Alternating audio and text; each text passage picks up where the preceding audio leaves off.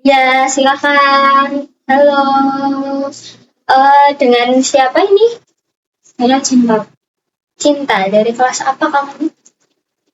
IPS 11. IPS 11. Maksudnya kelas 11 IPS. Iya, sama aja, nak nggak apa-apa. Tadi habis dari kelas atau kegiatan lain? Saya tadi habis ada pelajaran sih sebelum itu. Pelajaran apa itu? Matematika. Matematika. Oh, kelas 11. Itu gurunya Pak Beni bukan ya? Atau sudah ganti? Masih Pak Beni kok. Oh, masih Pak Beni. Hmm. Terus selama belajar tadi ada nggak hal yang menyenangkan atau Jujur, saya biasa-biasa aja sih. Kayak hanya orang aneh yang senang belajar menurut saya. oh gitu ya? Kamu hobinya apa ini? Saya hobinya, saya suka melukis. Oh suka melukis. Atau mungkin kamu tuh tipe-tipe orang yang nggak terlalu suka belajar di kelas gitu ya? Sejujurnya iya. Lebih suka. Kamu lebih suka hal yang berbau seni seperti itu kan? Bisa dibilang setiap saya melukis tuh saya ngerasa seluruh beban yang sedang saya rasakan itu kayak ikut terbawa dengan lukisan saya. Seperti itu. Berarti kayak kalau misalkan lagi capek, stres, terus kamu meluapkan itu dengan cara melukis. Seperti itu. Oh ya. Saya izinkan. Oh boleh boleh, nggak apa-apa. Itu agak mundur juga gitu, bagus. Nah, sebelumnya Ibu mau tanya dengan Cinta, apakah Cinta tahu kenapa Ibu memanggil Cinta datang ke sini? Tahu sih dulu. Oh ya. Jadi Ibu itu tadi pas rapat guru di pagi hari, Ibu mendapat laporan dari wali kelas Mbak Cinta. Wali kelasnya Bu Nina, betul kan? Betul Bu. Iya, jadi Bu Nina tadi menceritakan keresahannya gitu karena khawatir presensinya anak Cinta itu ternyata banyak sekali yang kosong, banyak yang bolong gitu. Lalu beberapa guru pelajaran yang lain yang mengajar di kelas Nak Cinta juga demikian, berkata bahwa oh ini Cinta tuh sudah lama sekali nggak masuk ke kelas, ada apa, makanya para bapak ibu guru itu meminta bantuan kepada ibu untuk bertanya sebenarnya apa yang sedang Nak Cinta alami, apakah ada keresahan atau ada masalah di rumah, di sekolah, seperti itu. Jujurnya saya sih nggak ada masalah sih. Tidak ada masalah. Tidak, mas saya sepertinya saya baik-baik saja. Saya hanya sedang di dalam situasi yang tidak ingin saja untuk bertemu dengan orang-orang. Jadi apa kamu sekarang lagi di fase kayak bosan di sekolah atau mungkin di sekolah itu lebih kegiatan monoton Ibu, jadi saya tuh kurang tertarik untuk selalu rajin masuk sekolah atau ada alasan yang lainnya? Nggak ada sih Bu, lebih ke sepertinya memang saya yang lelah melihat keramaian yang ada di kelas. Saya tipikal orang yang nggak suka di saat saya melakukan sesuatu, pikiran saya tuh harus terpecah karena orang-orang gitu. Saya harus. Berarti kamu lebih itu belajarnya tuh lebih suka yang tenang gitu ya? Seperti itu. Tapi apa kamu tahu apa akibatnya ketika kamu itu sering tidak masuk kelas seperti itu? Saya pikir tidak tahu sih Bu. Saya tidak tahu akibatnya apa. Karena walaupun saya tidak harus seperti ini, saya tetap bisa mengikuti dengan baik. Ya sebenarnya di sekolah itu untuk masalah presensi tidak seketat kalau nanti kamu di perguruan tinggi ya. Memang lebih banyak toleransinya presensi itu kalau ada di sekolah. Cuma di sekolah juga ada batasannya. Karena tadi Ibu lihat banyak sekali itu seminggu saja kamu bisa masuk hanya 2 kali, 3 kali seperti itu. Jadi banyak sekali yang kosong dan pastinya selama itu kamu merasa tidak apakah tertinggal pelajaran seperti itu? Saya pikir dengan saya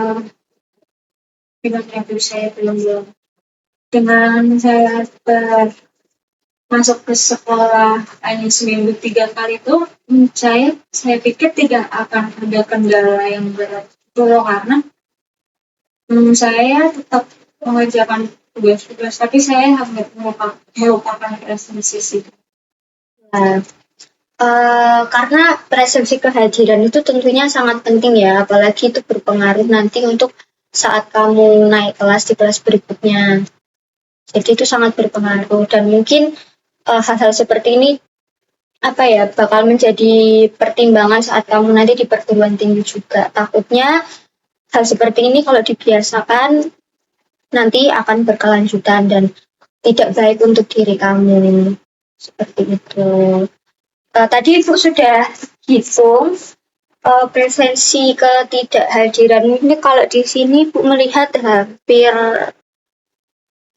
60 ya di semester ini. Saya kira baru sedikit, Bu. Ya, banyak sekali kan, Minum bisa melihat di datanya sudah hampir 60. Dan kamu juga kurang memberikan informasi kepada wali kelas, jadinya wali kelas juga bertanya-tanya, sebenarnya ini cinta kemana, apakah ada masalah ya di rumah atau seperti apa ya, gitu. Saya sebenarnya setiap saya tidak hadir di sekolah itu, biasanya saya ke kebun gitu atau ke sungai atau ke sesuatu yang tenang gitu, dan di sana saya hanya melukis, kadang belajar, karena hanya di saat itu saya bisa belajar dengan tenang. Apalagi saya bukan orang yang nyaman bergaul gitu loh, apalagi untuk jumlah orang yang sangat-sangat banyak dan semuanya itu sangat-sangat ekstrovert saya ya. Memang kembali lagi ya, kita tidak bisa terlalu mengkondisikan keadaan sosial kita. Yang ada ya sudah ikuti arusnya saja. Kita mau mengontrol orang lain tentunya kan juga tidak bisa. Apalagi hal ini kan bersangkutan dengan akademikmu ya. Kalau misalkan hal ini berkelanjutan, kita takutnya nanti ini ujung-ujungnya ada DO seperti itu. Makanya Ibu bertanya kepada kamu. Saya izin bertanya, memang teman saya akan di DO. Sebenarnya dari kami sih memberikan keringanan ya. Yang penting nanti kurang dari 60 saja masih bisa kita pertimbangkan. Kalau misalkan cinta berkenan untuk belajar merubah perilaku tersebut, ya nanti kita pertimbangkan dengan Bapak Ibu gitu. Lalu itu kalau misal Ibu di posisi saya, akan Ibu ya? Ya tentunya kita kan sekarang berada di sekolah gitu ya, tanggung jawab kita sebagai orang muda, sekolah itu adalah kewajiban kita. Jadi ya sudah, selesaikan saja apa yang sedang kita jalani. Karena kalau misalkan ini tidak selesai, takutnya nanti untuk kedepannya juga malah mengganggu prosesmu yang lainnya, akan menghambat prosesmu yang lainnya. Gitu. Kalau Ibu boleh tanya, apakah cinta itu punya sesuatu hal yang dicita-citakan atau diimpikan seperti itu? Saya ingin punya studio lukis. Ingin punya studio lukis, bagus loh. Sama saya ingin jadi pelukis karena yang mengadakan pameran di mana-mana itu tujuan saya. Dan jujur selama saya tidak hadir juga, saya sebenarnya mengikuti lomba lukis gitu. Tapi saya nggak berani untuk bilang kepada teman-teman. Sebenarnya itu adalah hal yang bagus loh, bisa kamu jadikan sebagai motivasi, dan siapa tahu dengan kamu juga bercerita atau berbagi cerita sama teman-temanmu yang lainnya, mungkin ada yang hobinya sama jadi tertarik. Ya, cuma saya seperti takut saya dinilai kayak bisa nggak pernah sekolah aja sosokan cari kegiatan di luar, atau sosokan bikin sosokan ikut lomba kayak gitu sih. Tidak apa-apa. Nanti kalau misalkan memang jelek-jeleknya terjadi hal buruk seperti itu, kan kamu bisa mengkomunikasikan itu dengan ibu. Gitu. Nah, sekarang yang jadi pokok permasalahannya ini, kamu kan sudah sangat diambang ini. Kalau kamu tidak mempertanggungjawabkan hal ini, konsekuensinya adalah DO. Jadi bagaimana menurut kamu? Apakah kamu mau melanjutkan sekolahmu atau tetap memilih dengan jalan yang seperti itu tadi? Saya mungkin akan mencoba untuk berperilaku baik, tetapi apakah ada persyaratan lain yang harus saya lakukan agar saya bisa berarti di sekolah ini? Kalau untuk persyaratan lain, sepertinya tidak ada ya. Yang penting kamu rajin untuk masuk sekolah. Kalau ulangan seperti itu, apakah kamu datang ke sekolah? Saya karena tahu ulangan tidak main-main, saya tetap datang ke sih. Saya tetap datang untuk ujian. Kalau ulangan harian gitu kamu hadir atau tidak? Tidak sih Bu, maksudnya kayak di pelajaran tertentu saya hadir, tapi pelajaran yang lain tidak hadir. Gitu. Berarti untuk ulangan bisa disimpulkan bahwa kamu datang hanya di pelajaran-pelajaran tertentu. Kalau misalkan seperti ujian tengah semester seperti itu, ikut ya, atau akhir semester gitu ikut. Lalu kalau Ibu boleh tahu, saat kamu ulangan itu dan hasil nilainya dibagikan, bagaimana nilainya? Apakah memuaskan atau kurang? Itu kan, dan puji syukur nilai saya selalu di atas KKM walaupun tidak tinggi-tinggi banget.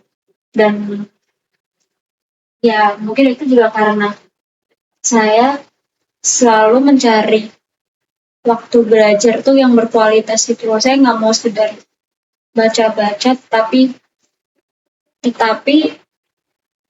otak saya tuh berisik karena gangguan dari suara teman-teman. Kayak kan ada yang coret-coret papan tulis, ada yang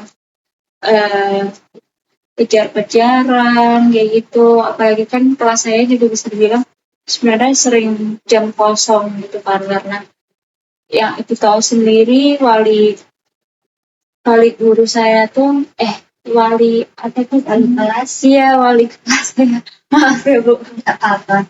wali kelas saya itu sering hanya memberi penugasan saja, jadi lalu ditinggal. lalu tinggal. Jadi saya merasa kayak di saat seperti itu teman-teman di kelas itu sangat-sangat tidak, hanya beberapa persen saja yang mengerjakan tugas, dan sisanya tuh mereka seperti saya kurang berempati gitu. Dan ya seperti itu Bu. Berarti memang kalau di sini boleh menyimpulkan bahwa cara belajarmu itu berbeda ya dengan teman-teman yang lain. Mungkin kamu lebih susah berkonsentrasi ketika berada di dalam kelas. Em, Begini saja, karena hal yang paling penting dan paling utama di sini adalah mengenai kehadiran itu tuh, tadi seperti yang sudah Ibu sampaikan di awal dan kamu sudah tahu konsekuensinya. Bagaimana kalau misalkan untuk yang semester ini, Ibu harap kau bisa menyelesaikan dengan baik. Ya Bu, saya akan menyelesaikan. Saya akan mencoba. Saya, Ibu sendiri juga merasa khawatir karena sayang ya kamu sudah berjalan sampai sejauh ini, apalagi sudah di kelas 11, itu nanti pasti kan nggak kerasa kelas 12 habis itu ujian, itu pasti rasanya cepat sekali. Sangat disayangkan kalau misalkan di kelas 11 ini tuh banyak hal seperti ini yang mengganggu.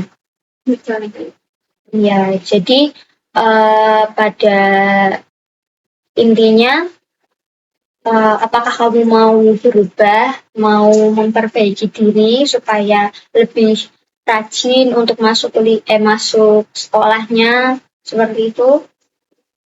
Ya pasti saya mau Bu, karena siapa sih yang tidak mau diberikan kesempatan kedua. Iya, jadi aku harap setelah ini kamu semoga mengerti, semoga paham. Ternyata ya penting loh, presensi itu tuh sangat berpengaruh karena nanti juga di kelas 12 itu pasti akan dilihat apakah anak ini tuh potensinya seperti apa, presensinya berapa, kayak gitu tuh juga akan dilihat karena sekolah kita itu hal seperti itu sebagai pertimbangan untuk akreditasi sekolah juga. Kalau banyak siswa-siswi yang seperti kamu kan sangat disayangkan. Gitu. Kalau dari diri kamu sendiri, kira-kira ada nggak harapan ke depannya itu seperti apa atau keinginan-keinginanmu itu seperti apa? Saya lebih ke ingin teman-teman itu bisa memposisikan di mana lagi belajar, ya sudah semuanya belajar gitu. Karena kita kan juga ada waktu istirahat yang lumayan kan tuh 15 menit kan. Saat 15 menit itu menurut saya bisa mereka baru mulai bermain seperti itu. Dan mungkin saya juga wali kelas saya bisa lebih hadir lagi di kelas sih, karena hal itu yang bikin saya tuh setiap ada kelas saya jadi seperti malas untuk mengamati saat ngajar gitu, karena pasti yang dijelaskan tuh hanya lebih tepatnya langsung pemberian tugas gitu loh Bu. Langsung pemberian tugas gitu. Kita harus baca sendiri, tidak ada penjelasan. Mungkin kalau untuk hal itu nanti itu akan coba komunikasikan dengan wali kelas kamu ya. Tapi untuk masalah teman-teman, jadi kamu menyampaikan bahwa teman-teman tuh kalau saatnya istirahat ya harusnya itu istirahat, saatnya di kelas harusnya di kelas. Gitu. Karena kita tahu bahwa umur kamu berapa sih sekarang? 16. Umurnya 16 tahun.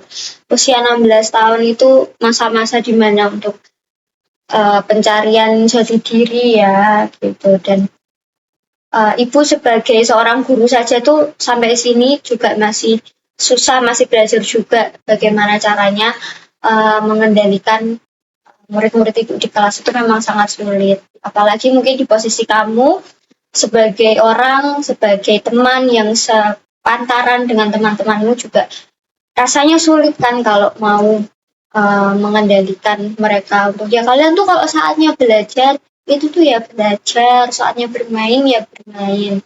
Karena kembali lagi kepribadian orang, lalu bagaimana kesadaran orang, teman-temanmu ya, itu pasti kan berbeda. Cara berpikir mereka juga pastinya berbeda dengan diri kamu. Seperti itu. Itu ya Bu. Berarti cara agar saya bisa tidak begitu tidak begitu terfokus dengan tingkat mereka, saya harus apa Bu? Ya mungkin ketika kamu diberikan tugas oleh guru, saatnya kamu ingin mengerjakan, ya sudah kerjakan saja gitu. Ibu yakin kok di kelas itu kan pasti tidak semuanya ramai kan. Nah, kamu bisa itu bergabung dengan teman-temanmu di situ yang sama-sama mengerjakan. Minta tolong kalau misalkan ada materi yang kurang paham, tanyalah sama mereka gitu. Di kelas ada kan pasti yang apa ya saatnya mengerjakan gitu ada kan? Ya sih Bu. Iya. Ya sih. Ya nggak apa-apa walaupun sebagian kecil tapi kamu bisa memanfaatkan komunitas kecil itu. Ya kamu bisa tanya mereka atau kamu bisa sharing atau mungkin kamu juga bisa berbagi pengalamanmu waktu kamu ikut apa lomba-lomba lukis. Siapa tahu hal seperti itu tuh bisa mendekatkan kamu dengan teman-teman kamu dan teman-teman kamu tuh juga terinspirasi sama diri kamu gitu. Itu ya Bu. Berarti saya harus mencoba untuk membuka diri. Iya, salah satunya itu. Kamu tuh hebat loh, kamu tuh keren loh. Ya, cita-cita kamu tadi pengen jadi pelukis, ya kan? Bikin apa? Bikin pameran studio. Nah, iya, salah satu caranya yaitu tadi dengan kamu akrabkan diri dengan teman-teman kamu. Nanti suatu saat ketika kamu membangun studio, kamu mau menggelar pameran, nah kamu bisa itu mengajak teman-temanmu. Jadi yang nonton yang hadir dan mengetahui potensi kamu itu oh banyak orang seperti itu, ya kan? Iya Bu, benar sih.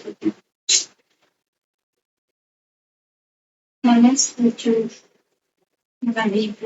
Mungkin ya harusnya saya menanamkan di pikiran saya kalau kita tidak bisa memaksakan orang lain itu untuk seperti kita. Kita harusnya, saya harusnya fokus dengan apa ya dengan diri saya sendiri. Dan harusnya saya tetap hadir walaupun teman-teman seperti itu, tapi ya masih sudah menjaga diri. Kita juga tidak bisa menyalahkan orang lain kenapa orang lain seperti itu. Yang penting kita fokus saja kepada diri kita dan apa yang menjadi tujuan kita. Dengan kamu berangkat ke sekolah, bertemu dengan teman-teman kamu, itu adalah salah satu langkah untuk membentuk kepercayaan diri kamu. Supaya nanti ketika kamu sudah dewasa, kamu sudah besar, kamu belajar lagi,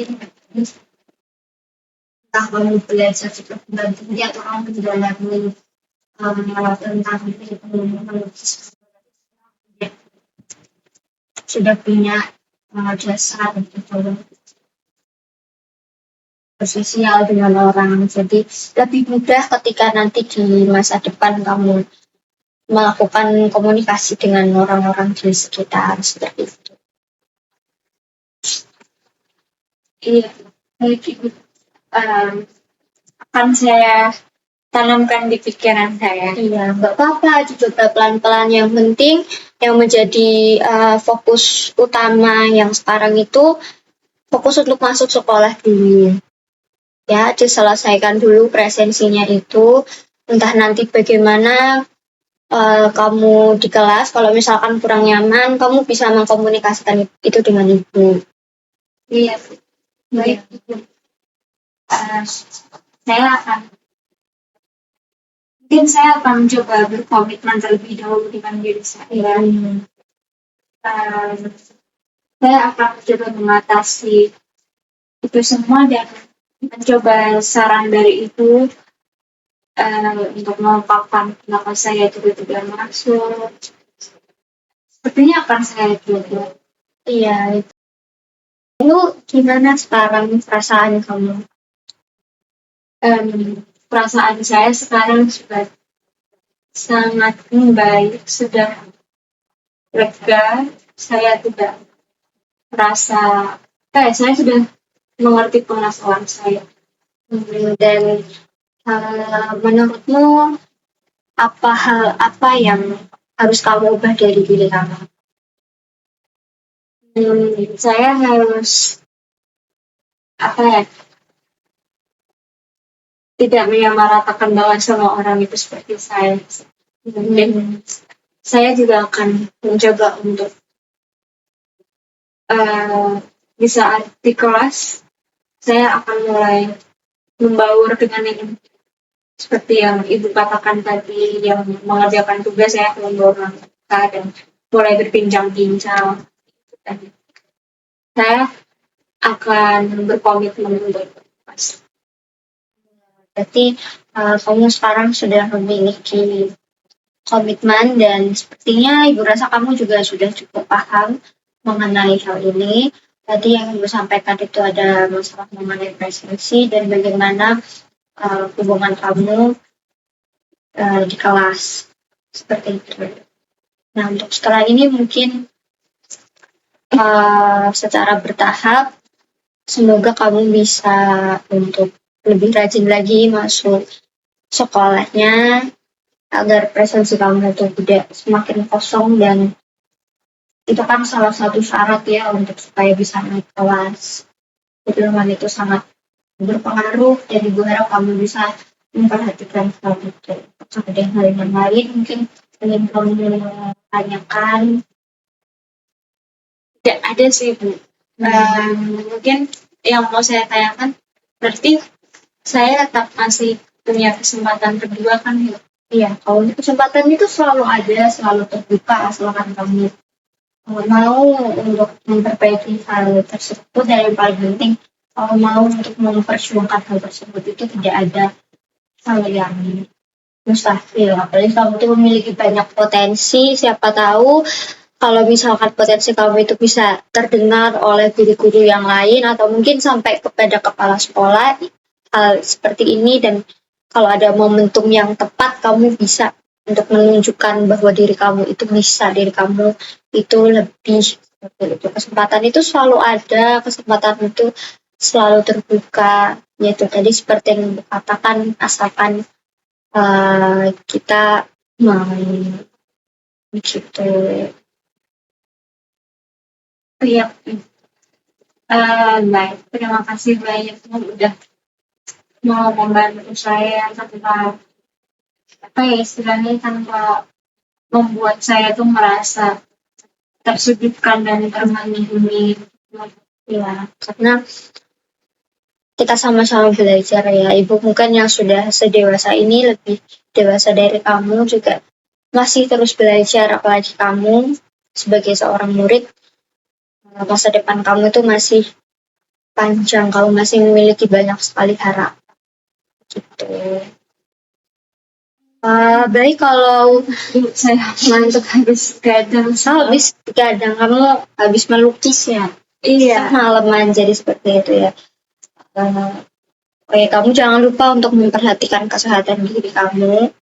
Melukis juga boleh ya, tapi ya ada waktunya gitu. Karena sekarang kan fokusnya lagi sekolah, ya sekolahnya dulu yang paling diutamakan gitu. Melukisnya mungkin itu sebagai hobi gitu ya. Nanti pokoknya yang penting Ibu katakan sekali lagi, pokoknya masuk saja. Ibu akan terus nanti akan melakukan pemantauan, tentunya juga bersama dengan wali kelas. Nanti apa yang menjadi koreksi wali kelas, Ibu akan sampaikan kepada wali kelas untuk kebaikan bersama juga. Baik Ibu, terima kasih.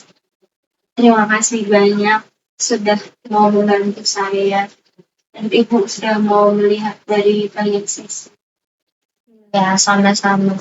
Ya memang sudah menjadi tanggung jawab Ibu sebagai guru bimbingan konseling di sini. Ibu juga senang bisa membantu kamu, dan akhirnya sekarang kamu bisa punya semangat untuk memilih sekolah. Ya. Bisa kita cukupkan konseling untuk hari ini?